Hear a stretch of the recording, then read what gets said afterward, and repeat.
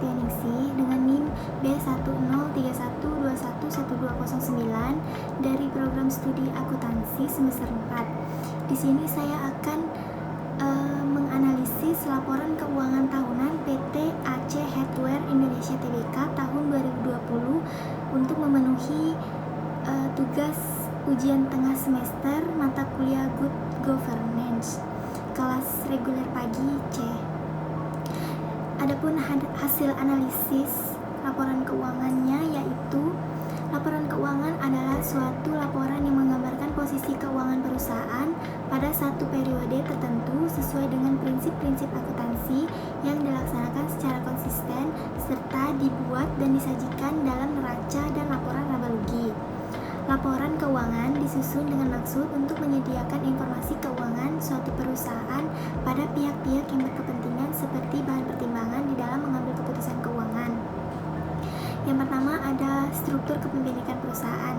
PT AC Hardware Indonesia Tbk adalah sebuah perusahaan yang menjual perlengkapan rumah dan produk gaya hidup terlengkap.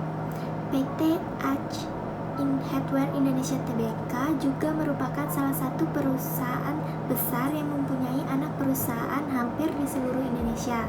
Pada tahun 2016, perusahaan ini mengelola jaringan dari 129 toko retail di 34 kota besar di Indonesia.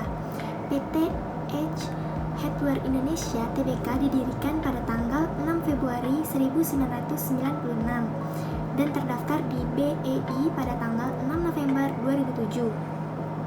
PT AC Hardware Indonesia Tbk atau ACIS didirikan pada tahun 1995 oleh PT Kawan Lama Sejahtera dan membuka gerai pertamanya pada tahun 1996 di Karawaci, Tangerang, Jawa Barat. Saat ini, usaha perusahaan pertama adalah penjualan eceran, barang-barang kebutuhan rumah tangga, dan gaya hidup. AC Hardware telah membuktikan perkembangan yang solid dalam beberapa tahun terakhir karena retail Indonesia terus berkembang berkat fundamen makroekonomi yang cukup kuat. Indonesia memiliki populasi yang besar dengan daya beli yang terus meningkat tinggi.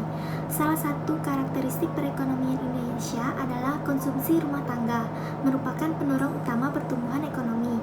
Hal penting lainnya untuk AC Hardware adalah pertumbuhan ini juga memberikan dorongan pada sektor properti dan real estate yang sedang meningkat besar.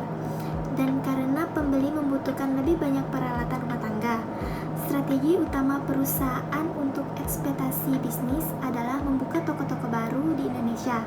AC Hardware menyediakan fasilitas online shopping untuk para konsumen dan memungkinkan pelanggan untuk memesan produk secara online dan mengembalikannya di toko AC Hardware terdekat. Adapun perlindungan terhadap hak pemegang saham, yaitu PT AC Hardware Indonesia Tbk Perseroan memberikan kepada para pemegang saham bahwa Perseroan telah menyelenggarakan rapat umum pemegang saham tahunan pada tanggal 5 Agustus 2020. Rapat diadakan di Gedung Kawan Lama lantai 3 Jalan Putri Kencana nomor 1 Kembangan, Jakarta Barat. Sesuai dengan akte berita acara rapat Perseroan nomor 6 tanggal 5 Agustus 2020 yang dibuat oleh Eliwati Trijha SH Notaris di Kota Jakarta Barat, dapat dalam rapat diberikan kesempatan untuk mengajukan pertanyaan dan atau memberi pendapat terkait rapat mata acara rapat. Keputusan rapat dilakukan dengan cara musyawarah untuk mufakat.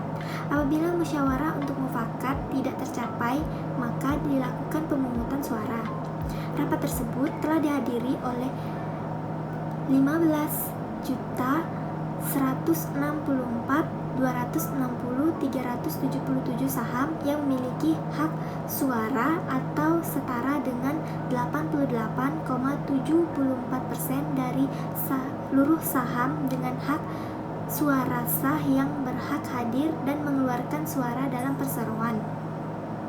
Pihak-pihak yang menginvestasikan modalnya membutuhkan informasi tentang sejauh mana kelancaran aktivitas dan probabilitas perusahaan, potensi dividen karena adanya. Dengan informasi tersebut, pemegang saham dapat memutuskan dan mempertahankan sahamnya, menjual atau bahkan menambahnya. Selanjutnya ada tanggung jawab Dewan Komisaris dan Dewan Direksi. Komisaris independen, struktur pengawasan. Komisaris adalah seorang pemegang posisi penting dalam sebuah perusahaan karena ikut andil dalam meraih pencapaian perusahaan dan bekerja sama dengan direksi. Komisaris adalah sebuah jabatan yang paling tinggi di dalam perusahaan yang terkadang bertindak juga sebagai pemilik saham atau pemilik perusahaan. Tugas utama dari seorang komisaris adalah mengawasi struktur kebijakan, kegiatan, mengelola perusahaan, mengawasi para direktur, serta memberi nasihat kepada jajaran direksi dan bawahannya. Syarat untuk menjadi seorang komisaris adalah seorang yang dianggap mampu dan sanggup melakukan perbuatan hukum, tidak pernah pelit dan tidak pernah melakukan tindakan pidana terkait keuangan, atau memiliki potensi membuat perusahaan bangkrut. Beberapa tugas dan tanggung jawab komisaris adalah sebagai berikut. Yang pertama, melakukan pengawasan perusahaan. Dewan Komisaris memiliki tanggung jawab untuk melakukan pengawasan terhadap kebijakan perusahaan, kegiatan operasional, dan kegiatan pengurusan perusahaan secara umum, baik terkait dengan perseroan maupun usaha perseroan. Yang kedua, memberikan nasihat kepada direksi. Dewan Komisaris bertugas untuk memberi nasihat kepada Dewan Direksi demi kepentingan perseroan sesuai dengan maksud dan tujuan perseroan itu sendiri. Yang ketiga, memberikan perintah kepada perusahaan. Tugas utama komisaris adalah memberikan perintah kepada perusahaan dengan menetapkan beberapa kebijakan berdasarkan tujuan dari perusahaan tersebut. Yang keempat, memilih dan memperhatikan pemimpin perusahaan. Dewan Komisaris memiliki hak untuk mendukung, memilih, mengangkat, serta memberhentikan direksi perusahaan. Yang kelima, memastikan keuangan perusahaan dalam kondisi sehat. Pengawasan yang dilakukan ini termasuk juga memastikan kecakupan sumber keuangan perusahaan. Yang kelima, memberikan laporan atas tugas yang telah dilakukan. Dewan Komisaris harus membuat risalah rapat Dewan Komisaris dan menyiapkan salinannya dengan rapi agar mudah ditemukan jika suatu saat diperlukan. Yang ketujuh, ikut bertanggung jawab atas kinerja perusahaan. Dewan Komisaris juga harus ikut bertanggung jawab jika terjadi kerugian yang dialami perusahaan, terutama jika Dewan Komisaris terbukti lalai dalam menjalankan tugas dan fungsinya. Beberapa tanggung jawab Dewan Direksi antara lain: yang pertama, mendukung manajemen dan operasional perusahaan, tetapi tidak mengurusi administrasi secara rutin perusahaan. Yang kedua, mengawasi dan memastikan keefektifan atau tidaknya sebuah manajemen yang dibuat. Yang ketiga, menentukan agenda rapat dengan CEO sesuai tugas dan tanggung jawabnya. Yang keempat, mendorong semua anggota direktur untuk ikut serta dalam setiap rapat guna membangun dan memajukan perusahaan. Yang kelima, mendukung anggota direktur untuk patuh terhadap ruang lingkup dan tanggung jawab berdasarkan undang-undang dan tata kelola perusahaan dan pedoman perilaku bisnis perusahaan. Yang terakhir, mengambil keputusan atas nama perusahaan. Selanjutnya ada komite audit dan komite lainnya. Peran, tanggung jawab, komposisi, dan keefektifan komite audit memiliki tugas dan tanggung jawab seperti berikut. Yang pertama, melakukan penelaahan atas informasi keuangan yang akan dikeluarkan emiten atau perusahaan publik kepada publik dan atau pihak otoritas lainnya, laporan keuangan, proyeksi, dan laporan lainnya terkait dengan informasi keuangan emiten atau perusahaan publik. Yang kedua, melakukan penelaahan atas ketaatan terhadap peraturan perundang-undangan yang berhubungan dengan kegiatan emiten atau perusahaan publik.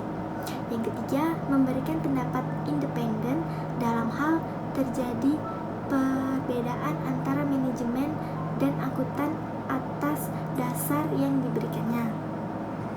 Yang keempat, memberikan rekomendasi kepada Dewan Komisaris mengenai pertunjukan akuntan yang didasarkan pada independensi, ruang lingkup penugasan, dan imbalan jasa. Yang kelima, melakukan rekomendasi atas pelaksanaan pemberian oleh auditor internal dan mengawasi pelaksanaan tindak lanjut oleh direksi atas temuan auditor internal.